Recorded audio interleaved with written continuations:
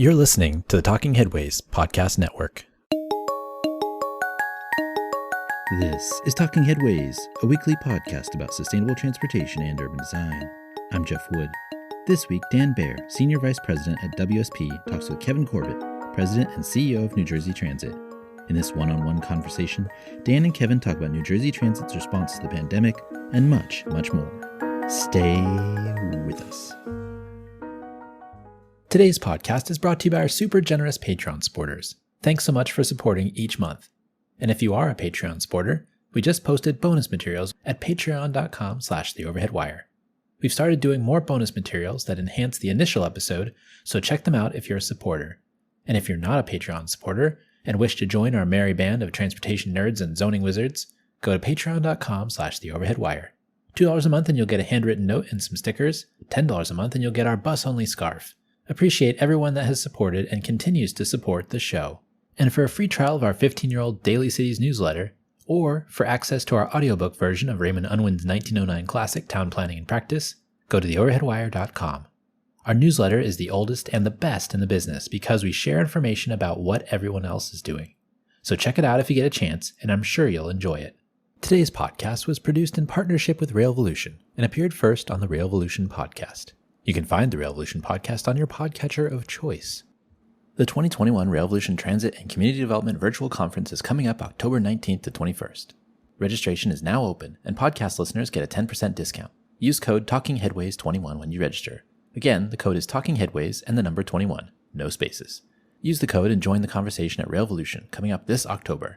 Find out more at railvolution.org/conference. That's railvolution.org/conference. Good day. I'm Dan Baer. I'm a Senior Vice President of WSP USA, and I oversee the national development of major projects for the company. And it's my extreme pleasure to be part of this series of podcasts that Railvolution is sponsoring. I also want to mention that Railvolution will be conducting its national conference virtually in October on the 19th and 21st. So please sign up. We'll certainly be a participant, and we look forward to seeing everybody virtually. I have the opportunity and pleasure of being able to conduct a conversation with a longtime associate and friend, Kevin Corbett, who is the CEO and president of New Jersey Transit, one of the largest transportation agencies in the United States. Just to give you some of the statistics, they operate 252 bus routes and 12 commuter rail lines and a number of paratransit services serving approximately 1 million people, 1 million weekday trips. That's significant. Kevin has extensive experience both in the public and private sectors. He worked on some of the most significant projects in the New York metropolitan region, and also worked kind of on the development side for New York State's Empire State Development Corporation. So he really understands that whole transportation and land use equation that drives economic vitality. Also had an extensive background in the private sector, in the logistics field, a graduate of Georgetown University, loves to ski, loves to hike. Kevin and I go way back many, many years. We worked together on some port projects. But Kevin, I'm going to embarrass you, and I'm going to tell a little story before we start. That one day I was in a station in Newark, New Jersey, walking through it, watching an individual having a very difficult time purchasing a ticket. And who walked up to help that person purchase a ticket? It was Kevin Corbett. Now, how often do you see a CEO who will stop and help their customers purchase a ticket? And I thought that was fantastic. So at this point in time, I'd like to say, Kevin, welcome. Thank you for taking the time today to do this podcast for Railvolution. And I just want to say, with that extensive background and all the things that you've been involved with, and coming to New Jersey Transit at a very difficult time, a time where the agency had been underfunded and undervalued for many years, or a lot of the capital money was being spent on operations, you still said yes to this job. So tell me why you took this job. Well, Dan, I mean, you've known me, as you said. I'm glad to be here. And I really think Revolution's been great. And really, I see the success. So glad to be supportive of that and be part of it. And you and I, as you say, we go way back. So, some people may say that, I should never have touched, a bottle of 151 rum. That is not true. But seriously, I think you've been involved, as many of people who listen to this podcast, with some really challenging projects. And if you really like to, up your game and, when you get to a senior level, you like the more challenging projects, the bread and butter ones, which bring in the revenue if you're in the private sector. But when I looked at a challenge, you also, as you get to some gray hair, you realize you never accept responsibility unless you have the authority to deliver. It was very, when talking with Governor Murphy, a number of us had been sort of advising him, and he was interested in what was going on in the transportation field. He got it that a number of us may be transportation geeks, and we grew up. I grew up in the New York when it was a great port, and I grew up in a maritime family where transportation was sort of in your blood. But it's really not about the transportation; it's about the overall economy, and we're the underpinning for a successful economy. Phil Murphy got that, and he knew that New Jersey Transit, put it out there, was seen as a national disgrace, knew how important was the economy, wanted to turn around. Great challenge, but I said, be able to do that, I would need the authority to hire good people and would need the resources. You got the best team, but you don't have the resources, they're not going to stick around. He, my board chair, the board have been great supporters, and that has gave me the tools to be able to deliver. And it was a great challenge, but we'll touch, I'm sure, on a couple of those challenges, but certainly it's turned out very well because of that.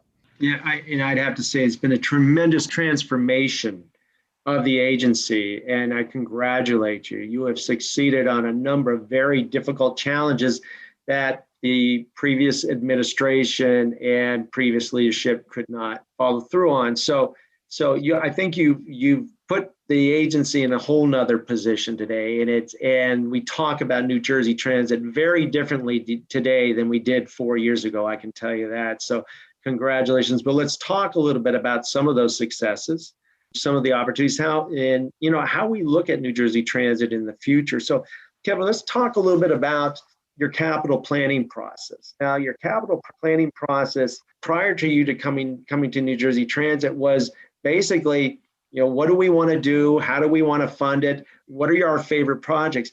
But you instituted some priority. You instituted some rigor into this process. So in 2020, New Jersey Transit prepared its first 5-year rolling capital plan. So let's discuss the benefits of a rolling plan, what it is, and why did you do it?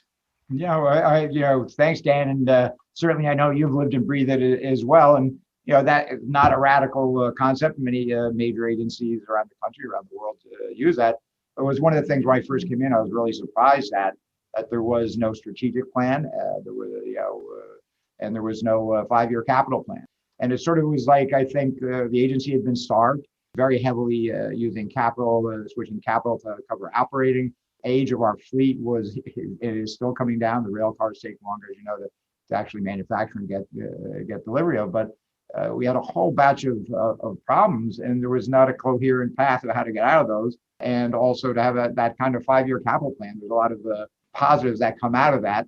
It's an unconstrained plan, so it's a $17 billion plan, which we have $12 billion identified. So we're going around with a tin cup to get the funding. But having that plan out there, so there's a whole batch of positive virtues that allows sets clear targets. You tie it into metrics, et cetera.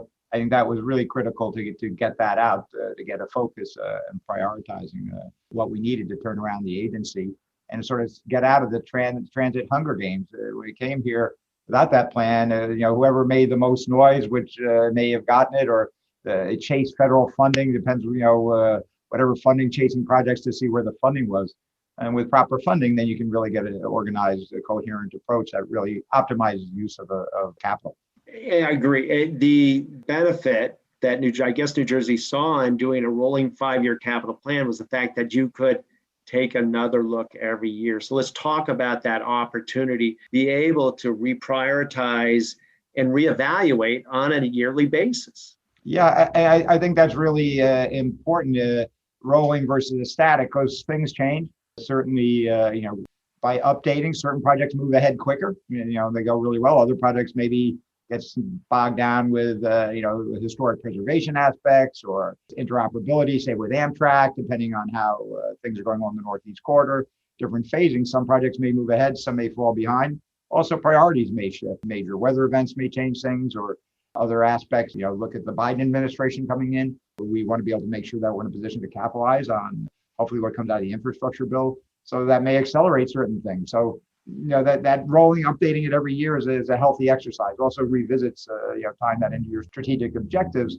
Are you making those strategic objectives? It's one thing to have rhetoric, but, when you start measuring, if we're not making those objectives, maybe we need to refocus and retool some of the things in the capital plan. And your opportunity, and you were very clear about this. You need to be in tune with what's happening with the federal administration. The federal administration has been talking about the importance of sustainability and resiliency and equity in building those into your programs. That gives you an opportunity every year to make sure that you have that focus on kind of those three pillars of importance from the federal administration.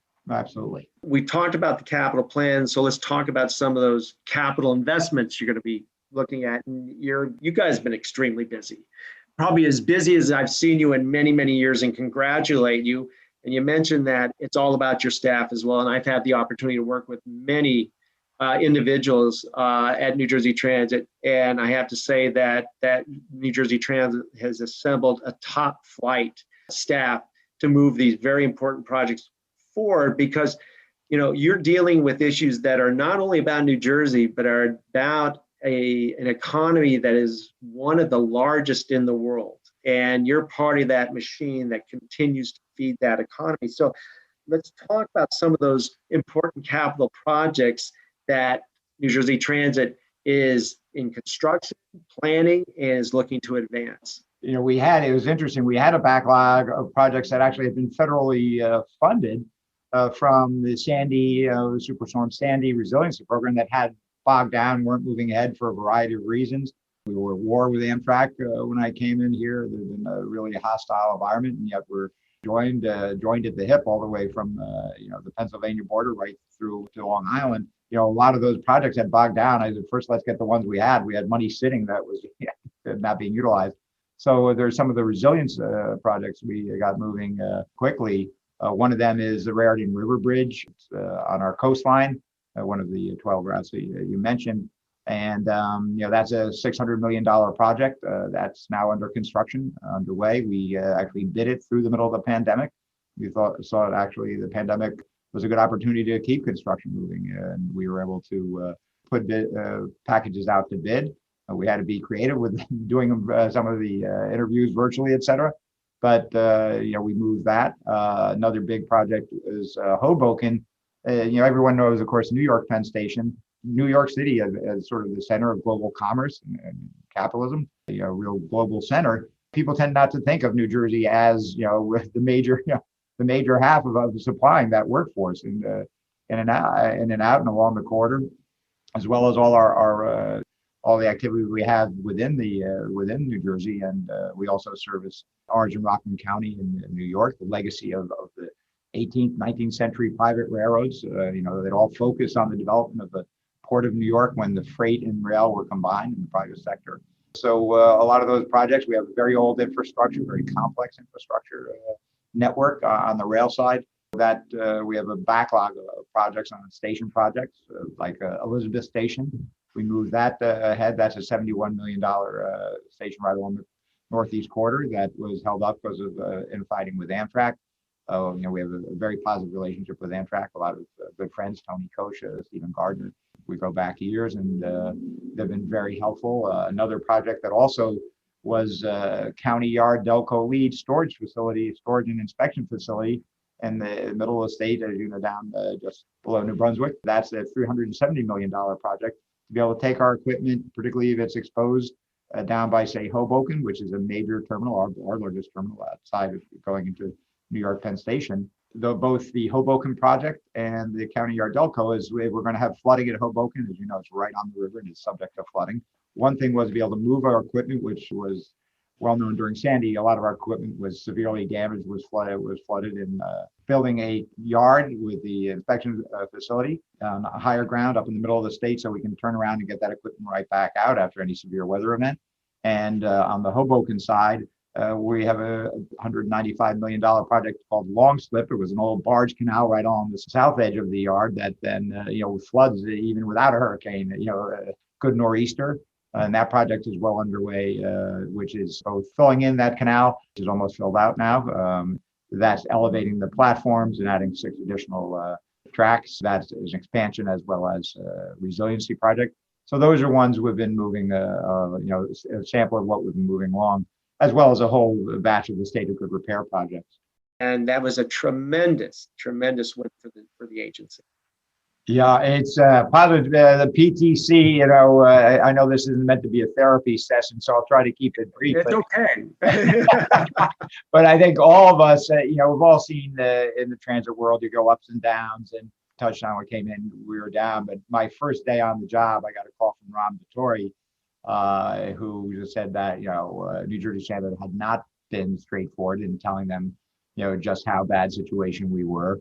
And that PTC was critical, that, the deadline was not flexible, and that he did not think we really, the way we were there was almost no chance of us making it.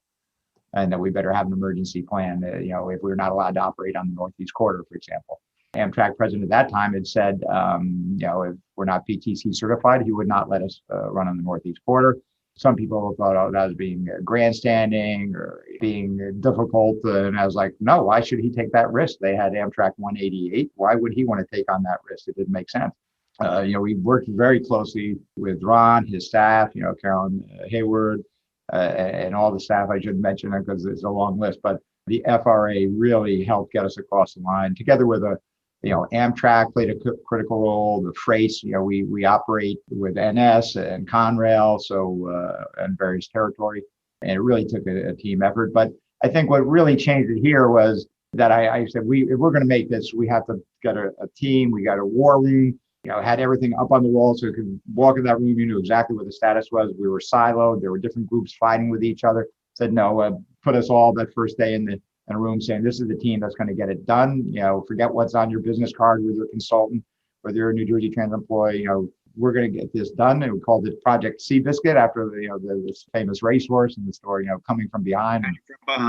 Yeah. Tremendous work, a lot of work, and some painful discussions with Parsons and Alstom, our vendors.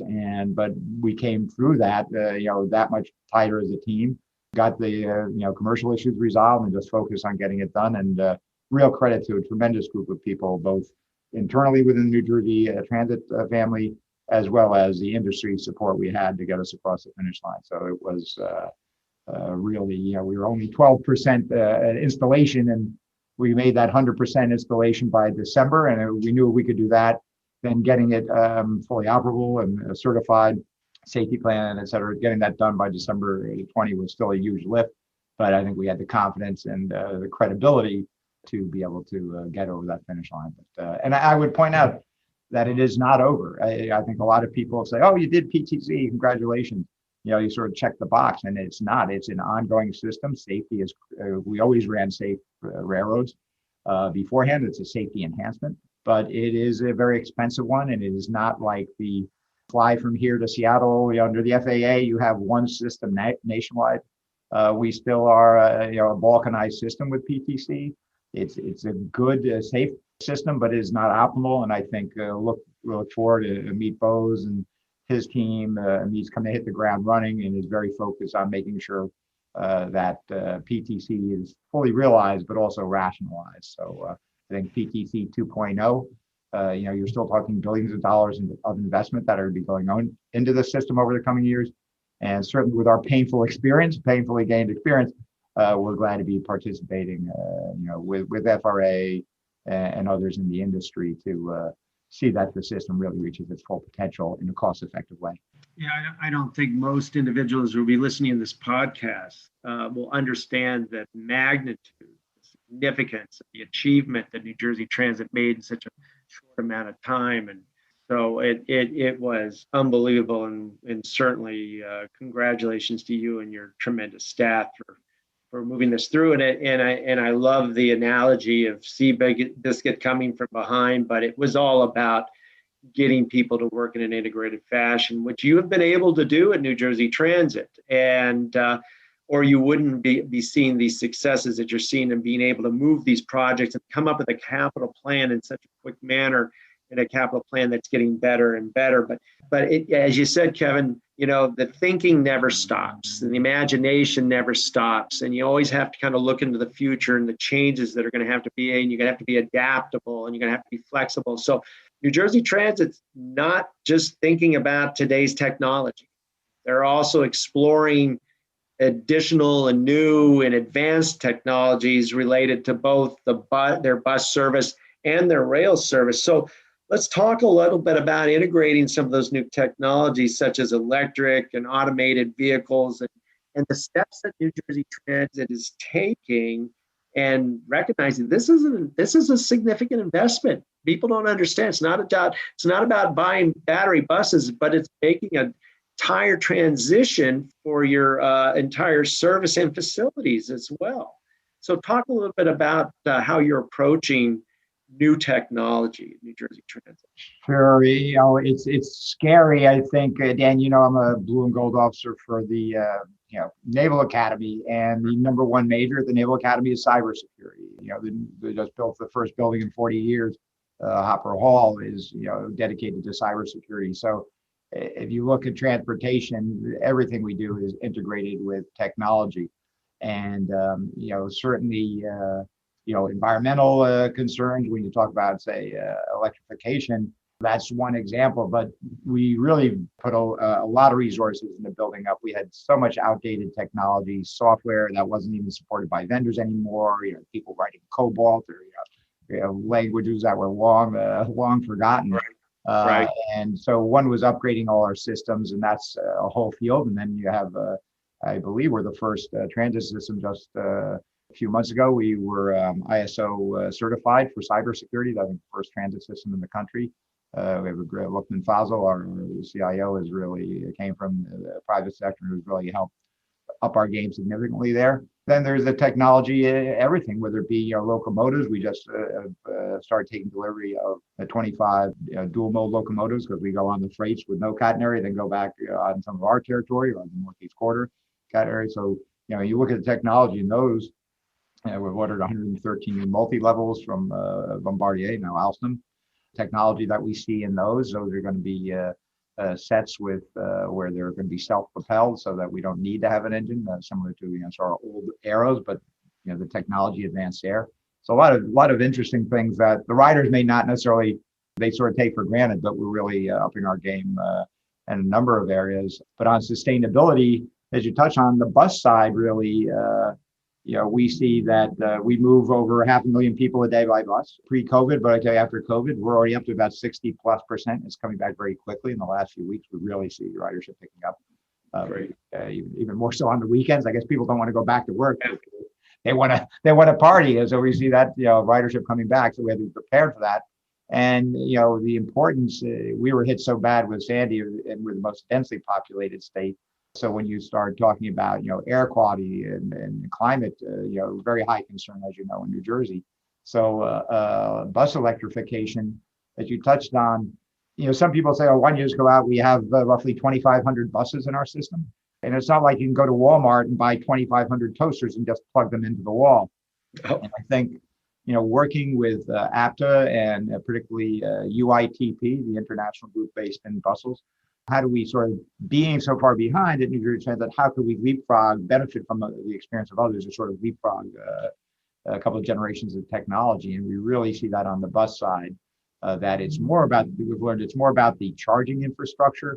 If you look at the electric load, we're looking to do one of our largest upcoming projects in our cap plan is a new northern bus garage that will house 500 buses. We just acquired the land, moving ahead with that project. And it's really about laying out, it'll be the first bus garage depot that we have that's designed to be for full electrification. And, the governor set out an ambitious goal for us to be, for the state, his energy master plan, and for us to, by 2040, to be 100% electric buses. This is a key part of getting that infrastructure in place. The buses are important, but they really are almost a secondary issue. They'll evolve, and the technology is improving, and battery storage, to me, is somewhat similar to the aviation industry, maybe between 1910 and 1940. Things change dramatically, but you need to have runways in the airline. For us, we needed to have the infrastructure. So in addition to Northern Bus Garage, we're now looking at 12 other garages we have around the state, major garages, to look to upgrade them to install that infrastructure. And it's a huge cost. It's going to be billions of dollars for us. And when you think of the industry overall for all transportation, as vehicles switch over, what that means to the electric grid, to substations. So it's not just putting in some equipment into a bus garage. It really goes right back to working with our public utilities to make sure that they can provide that load. So it's a massive undertaking. Absolutely. I mean, it's upgrading an entire system. And actually, you guys have a couple pilot projects you're looking at. So I appreciate the baby steps that you guys are employing to understand the technology and not just jump into the technology lake, head first. So I think that process that you're using is appropriate, absolutely. And the governor has a mandate. I believe the governor has a mandate by 2040. He's looking for a full conversion of the bus fleet to electric. So you have to be obviously smart about those purchases, and you're just not going to throw a bus away. So you have to look at ways that you rotate the buses after their useful life and replace them, right? So it's just not like, as you said, you can go out and buy 2,500 toasters at Walmart. There needs to be a process, and it has to be a smart implementation process. No, and I think that we're starting, as you point out, with in Camden, city of Camden, our Newton Avenue bus garage. That'll be the initial program is running 8 on select routes, 8 buses that we have the RFP out for the acquisition. Came out a few months ago, and with options up to 75 more buses. And the idea is you get that right when you really test the strengths and weaknesses. You have the range and cold weather, hot weather, the air conditioning. But we want to test it on some routes that will help ensure that it's successful. At least the initial one is successful. So set up sort of the ideal conditions, see what lessons learned, and then you can improve upon that and roll it out throughout the rest of the system. But we've seen some cases where it really did not go well. Certainly Indianapolis had problems. Albuquerque had, well-known problems. And some of the other systems where we share, we've been very good about sharing lessons learned. And we want to make sure, reliability, with social media, you have one bus breakdown somewhere in the Helix, you're blocking Lincoln Tunnel going to New York City at rush hour. And, that'll be, I'll be working somewhere else, right? So we want to make sure that we do it right and responsibly so that we have that reliability for that. As commuters rely so heavily on us, that we ensure that reliability is there as we do the transition. It's great to hear that New Jersey Transit certainly is focusing on that, and like many other agencies across the United States, and taking those appropriate steps. And the fact that you have one of the biggest bus fleets in the United States, so it's no easy thing to convert that whole system over to a new technology. So we'll watch out how that all rolls out, but I'm sure you'll do it in an efficient and smart way. So, but Kevin, we talked a little bit about obviously the sustainability side from electric buses and those opportunities. Let's talk about one of those other pillars, which is equity. And one of the things that keeps you competitive in terms of getting federal money is the fact that you can define your projects in many ways, ones that meet these 3 pillars like equity and sustainability and resiliency. So, but let's focus a little bit on equity. And, how have you worked with the community to identify those opportunities where you have certain communities that are now underserved? And how is New Jersey Transit addressing that? And some of that really kind of got exposed during the pandemic. Maybe there were some areas that weren't really understood as being ones that are underserved. And once the pandemic came in, those areas kind of got exposed as new opportunities for addressing the equity issue. So let's talk about some of those conversations that you've had with communities and some of the thoughts about that. Yeah, sure, Dan. And, thanks for pointing that out. It's been a year now, a year plus since the pandemic, but it really drove home very visually, we were down to single digits during the height of the pandemic back last April, so that March, April, May period, single or, low, 10, 12% ridership. But those people who are riding our system, they did not have an alternative. They didn't have cars. And yet they were providing essential services, hospitals, warehouse distribution, food service, and the range of essential services that you really saw it. I take the train from Morristown into North Broad Street and then take either a bus or light rail, our light rail service over to headquarters here by Newark Penn Station. And you'd see, if I was riding the head end, you'd see just a handful of people a lot of time, those darkest period, but they were all construction workers. They were all people who had no alternative, and we were the lifeline for them and kept the economy going. So I think that really drove home the point of equity. And we have one of the things certainly with Governor Murphy and myself really have focused on is about diversity and inclusion. We are the most diverse state. And so internally, we've taken a lot of steps that we're proud of really building up, making sure we have a workforce that reflects the state and also allows everyone to reach their potential, and which benefits us so much. So we've had a number of diversity and inclusion initiatives at the agency that have been exciting, I'd say successful, and frankly fun. As far as for our riders, we look at our bus network redesign, not just taking into electrification and range issues, but what are the communities are serving. In January we launched our new bus in Newark. Newark is the largest city in New Jersey. Looking at how we serve that community, and the ultimate goal is to completely reimagine, redesign our entire bus network, not just in Newark, but throughout the state, starting in Newark, looking at Jersey City, then down Camden's next actually on our docket, in the major markets we serve, doing it in a way that to make sure that all New Jerseyans, particularly those who are dependent on our bus service and on the lower end of the socioeconomic spectrum, have access to the best possible transit network to meet their needs, whether it be for work or for education or medical visits, whatever services they need, to make sure that we are providing them the best possible options. And then certainly as part of the equity, it gets in, goes over to the environmental side and environmental justice, but that goes into the bus electrification that we talked about. Is how do we improve air quality for a lot of those communities who will disproportionately bear the burden from pollution and other aspects, impacts of transit. A lot of overlap between the whole sustainability discussion and the equity discussion, as you just noted. And I think that's important. So let's play on a little bit of your development background as well. You spent time with probably one of the largest economic development corporations in the United States when you were in New York. Many, many, many years ago, I had the opportunity to work with New Jersey Transit and preparing and developing probably the first guidance document for developing around transit stations, that beautiful kind of pink, document. And I understand it's also being updated right now.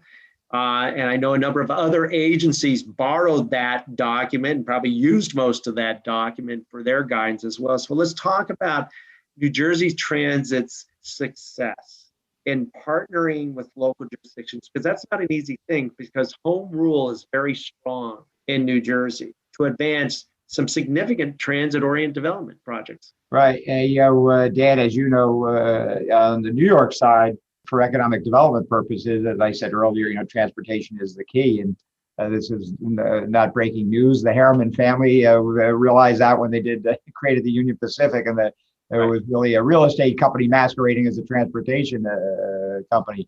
They made a fortune in the real estate side. But, with the public sector, with transit sort of having that separation having occurred over, decades, about a century, that reconnecting that connection between real estate development, capturing that value for communities, for the state, but also we need to make sure for transit agencies we capture some of that value too, which is sort of another offshoot discussion. But to the degree that we could accelerate, and you're quite right, you were part of that seminal work, which is still being updated. But to really, how can we facilitate? In New York, they have eminent domain, or the state can override local zoning.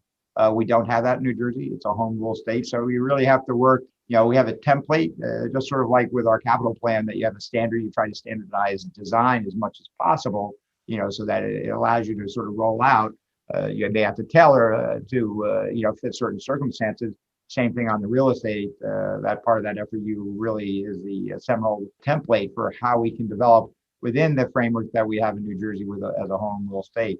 So we were able to do that and beef up the staff to really capture, promote TOD, maximize the amount of residential, leisure space, all the environmental benefits you get. I know the Regional Plan Association, the RPA, had done a study years ago that showed the value of how property values went up near our stations when we introduced Midtown Direct Service on our 18%. Exactly. So you have you provide good, reliable transit that boosts property values and taxes for those communities. We want to make sure that we help prime the pump for the state, but also get some value capture for ourselves out of that. And we have a number of following that template. We've really accelerated by putting the right staff with a kind of business experience, how to get deals and work with the development community. But to get to close, time is money, and you want to capture the real estate market while it's hot. It goes in cycles, and we've been able to bring on a good team under Bill Vaquero, our CFO, Carmen Taveras, who oversees our real estate group, to really drive that. These kind of transit village initiatives. Yeah, I was one of the beneficiaries of that improvement, and one of those ones who realized that 18%. So thank you. And New Jersey now is moving on projects that are also incorporating the private sector. And you are looking at some ambitious opportunities, particularly at Metro Park and Community Avenue in Jersey City, to integrate the private sector into these transit-oriented developments. So kind of a public-private type of situation. So this is interesting. This is new for New Jersey Transit. It had been done on the previous administration, but now you're looking at the private sector to play a role in some of these opportunities. So can we talk a little bit about that? Sure, and it's exciting. When the real estate community, it's a hardball community. They don't want to hear about something 5-10 years from now. It's like, okay, what's the market? We want to capture this window. Do they have a partner who understands how they operate? You go back and forth, but the main thing is to get the close, to get success, and we see that, as you mentioned. There's Mattawan, Metro Park, of course, is a big surface parking, open surface parking lot right next to a major train station. That certainly obviously has obvious potential for both us and for development, and having it be transit-oriented development right next to a station, to me, is a no-brainer. Somerville, we did, that's now underway. That's several hundred units. Also working with Elcor down at Hoboken Terminal to help fund, we have a beautiful historic station. The governor was saying, what is wrong with this place? It looks like it's falling down. It hasn't been, and it should be a crown jewel for us. So working with the developer there, where they do residential and mixed-use housing right along some of the underutilized property we had in our yard there, but allows us to fund, and we'll be rehabbing, really making it look like a gem again with a lot of cool event space. The historic Hoboken ferry terminal, which is the head house, for our largest terminal, right across from Lower Manhattan, dramatic setting. So there is, a number of projects, both large and small. Morristown, there's several developments right underway that we're partnering with local developers on. Overall, we have several thousand units of housing underway at a number of these developments along, our right-of-ways. Let me ask you one more question about that. New Jersey Transit and the state of New Jersey recognize the importance of some of these major generators that we have throughout the state. One of those is potentially American Dream in the Meadowlands, on a sports complex that has a football stadium, a racetrack, an arena that's not in use right now, but could be in the future, and the potential for other types of development. Huge economic engine. Right? Let's talk a little bit about the importance of providing good transportation and connectivity to major economic generators like American Dream. You guys are focused on that, and it's an opportunity that you're moving forward on. Yeah, I think that's a good example. I mean, and putting together our capital plan and doing all those baseline assessments to get that put together. Of course, focus is we're so far behind the 8 ball was, state of good repair, obviously, first and foremost. When we started looking at meeting the future growth, We haven't talked much about, Gateway, the whole, the tunnel and the expansion of New York Penn Station. That's a whole nother, Right. altogether $30 billion worth of projects over, the next decade plus. But that kind of funding really, is where, there's clearly a federal role. But as far as expansion or upgrading, the American dream is a huge, it's Mall of America is moved east right there, the Meadowlands next to Giant Stadium, or MetLife Stadium now it's called. And we have a basic rail service out there and bus service, but Diane Scassetti, board chair, was saying, hey, what can we do that beyond our state of good repair? We may not have the money for it, but look at a potential P3 opportunity and innovation challenge, put that out to the industry. And we launched, 2 years ago, a initiative on these innovation challenges. And that is certainly one of the biggest one of how can we move significantly more people per hour out to expand our service level out to the Meadowlands complex. And that's first, we've been doing is making sure that the service we do provide to MetLife is a first class service. So we put a lot of effort. That include even engineers. One of the things when I came in, we did, we had not been training engineers for years, so we were way below the critical need of engineers. So it's taken us a few years to build that rank up.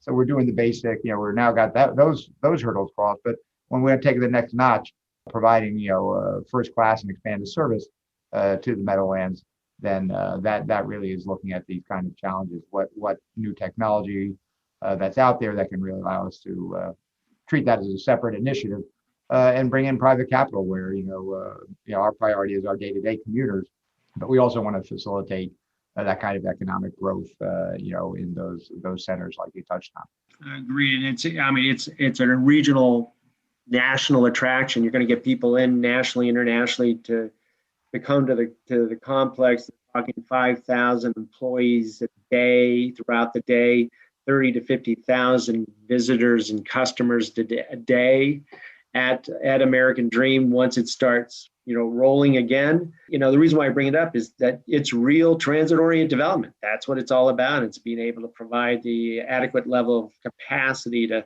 serve something like that. So I'm not going to let you get away today without answering a couple of questions about recovery and the pandemic. And like all agencies around the country, you've experienced, some levels of decline in ridership, both on the rail and bus side. And some of the ridership has returned. You talked about how you started to see that really come back on the buses. But what has New Jersey Transit been doing to bring those customers back to the rails and to the buses? Dan, it's hard to believe it's been, just a bit over a year, and you look at the ride the whole world, the whole nation's been through with the pandemic. But one of the things has always been a very good relationship with labor on bus rail, both sides. And, they were very helpful for us, just even securing PPE. We worked with union leadership at that national network, that it could help us when the state had a chronic shortage of PPE. So the main thing was making sure that all employees, you go to work, you need to make sure you can get home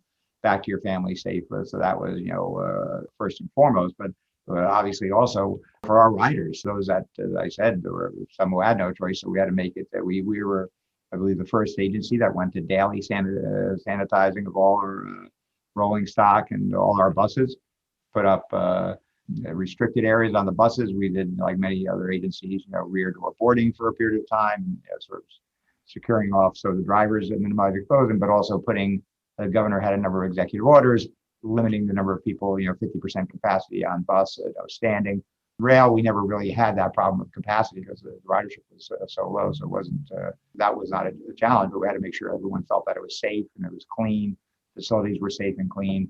We had a mask force work together with Pat Foy at the MTA and the Port Authority with Cotton, to get the combined marketing of, for the commuters, where they take us and then switch over to New York City subway.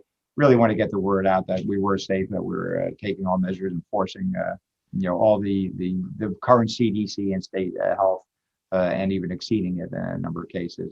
So we had a Safe NJ, we called it communications campaign. And we also did things to allow to make it easier for customers to come back. We created a Flex Pass. It's a 20-trip ticket, discounted 20%. That's good for 30 days, any 30 days. We have a monthly, but it was not everyone knew where they're going to be going to work that month or when they're going to go. So, that has been successful. We have sold more than 30,000 flex passes. And we spent a lot work with our academics. For instance, Rutgers Cade Center for Advanced Infrastructure and Technology to look at all the different options, UV lighting, for killing. So we really that, and we made a campaign now as we're coming out of it. We provide a free ride. We worked with a public-private partnership with Novartis and several other companies to fund free transit on NJ Transit to wherever you were going to get vaccinated, the various vaccinated centers. We had created VaxRide, had we have a comprehensive searchable database so that people know how to go from where they are. They said phase 2 was 2 round trip tickets, because usually there were 2 shots, and that was with Novartis and Catalent. Transit Tech, we also worked with Transit Tech, in New York, that lab partnership regarding HVAC filtration solutions. We also gave us a good excuse, frankly, to really accelerate our contactless fare payment technologies. Worked with the unions on that, for including onboard bus validators, handheld mobile devices for the train crews to be able to scan the tickets, scan the iPhones, and also modernize our ticket vending machines so that they're with the contactless payment options. One other thing I think that was really fun that we did, though, was also, now that we're coming back, we've launched a campaign last month called "While You've Been Away," and Anthony Greck on his team are doing a great job of getting that out, getting the word out. We created a reward program called NJT Rewards. You earn points as you buy tickets, and it's redeemable at local businesses. So that really helps the local businesses, restaurants, et cetera, as they're coming back.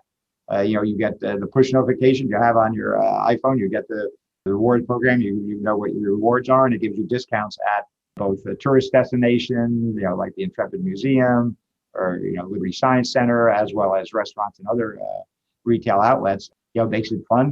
We've gotten initial very strong feedback that the customers already had almost 10,000 customers sign up since we opened it in April, and we have 50 businesses and growing quickly. Restaurants, shopping destinations, entertainment venues, et cetera. So that's something that also came out of trying to be a little more inventive, as we need to get our riders back. And it's amazing. It's amazing. Out of real bad times, great things can happen. What I can see is great things are happening with New Jersey Transit. My last question to you is that during the pandemic, we did see some changes in the demographics. We saw some out-migration, some in-migration, people seeking opportunities where they could be socially distant, buying houses with yards and things like that. Certainly something that New Jersey Transit's going to have to think about as people return to riding the trains and continue to return to riding the buses, that maybe we have a little different demographic situation here, with new residents who've replaced other residents. And not that we've had a lot of development, but certainly we have had a lot of people move out from New York City and seeking opportunities to live a little bit differently. So I know that you guys are looking into that. You're monitoring how changes are occurring along the rail lines, in particular in terms of ridership because of some of these demographic changes. I'm assuming that will continue on a regular basis as well. Absolutely. And I think, I have 3 children. One just graduated from college and is eager to be working in New York City. Landed a job there. The other are a couple of years out of college. And there's a certain period of your life where you want to be where the action is. But then once you start living in a city, and if you have more than one child and 2, you start looking at a whole batch of issues that go with that. All of a sudden, I think, people are having children perhaps later in life. But it gets to a certain point, I think the pandemic really helped saying, hey, the suburbs have been rediscovered. But fundamentally, our population, I would anticipate, fully believe in, whether it be 1 year, 2 year, we don't know exactly when, we'll be back to 100% ridership. Population in New Jersey has been growing from last census. We're the most densely populated. As you well know, you can't build any more highways if you can't build out of it. Riders will be coming back. Even if they didn't want to come back, you hear at the Lincoln and Holland Tunnel, George Washington Bridge, 45 minutes to an hour delay. People, they'll come back just because of that. So we have to be prepared to, welcome. We're welcoming back. I think we're in good shape to welcome back with our, now having the workforce, rebuilt the workforce, particularly our frontline workforce. Bus drivers. You're competing with for commercial driver's license with Amazon, UPS, all that. So, we have to stay on our edge and make sure we have full complement of rail crews and bus drivers. But when we start looking at how do we really optimize the system, I have no doubt that we're, being the most densely populated state and serving Philadelphia to the south, New York north, that there's going to be plenty to keep us very busy, and the ridership will be robust. So that we're watching those trends and see how we can maximize and make the experiences pleasant as possible for those who need us for whether it be work or pleasure. Listen, Kevin, the fact that you took an hour with us today on this podcast, I have to, from your extremely busy schedule, I know it with everything that's happening. I have the opportunity to work very closely with many of your staff on the capital plan. So I know what you guys are doing. I want to thank you for the time that you've taken today to tell us about the rebirth of New Jersey Transit under your guidance. And I congratulate you for that. And I hope sometime soon that I can see you in person. We're starting to obviously open up here, and I see that you're in the office, and I will come by soon to say hello. But most importantly, thank you for your time today. And I want to thank Rail Evolution for this opportunity to create this podcast. Please, let's see everybody at the Rail Evolution conference in October. And Kevin, any parting words for us today? Oh, Dan, as always, a pleasure. Again, can't wait to see you. Next time you come into Newark. Always great to get together. But I would say it's a very exciting time, as you touched on, working with our capital group to be at New Jersey Transit. Be a lot of bright new talent coming in, and even with the pandemic coming out of it, really exciting. And I hope that is true for all the agencies. People at other agencies are working with other agencies. That they feel that sort of, it's a great career, it's a great industry. It's not one that gets the high profile attention that, maybe Wall Street or tech, Google, whatever does. But certainly, as you and I know, we've had great careers in it and very rewarding careers. Really, we need the next generation. That's one thing I really look on, is really institutionalizing best practices here and get the next generation in, because it's and letting people get the word out about what a great industry we're in, and now we need to keep attracting new talent into it. I agree. And Kevin, again, thank you very much for your leadership. Continue to look forward to working with New Jersey Transit, a real engine in terms of not only transportation, but leading development and growth in the New York and New Jersey metropolitan region. So I'd like to just leave this podcast today to say, we wish everybody a good day and good health. And again, thank you very much. This is Dan Baer, WSP. Thanks. Right. Thank you, Dan.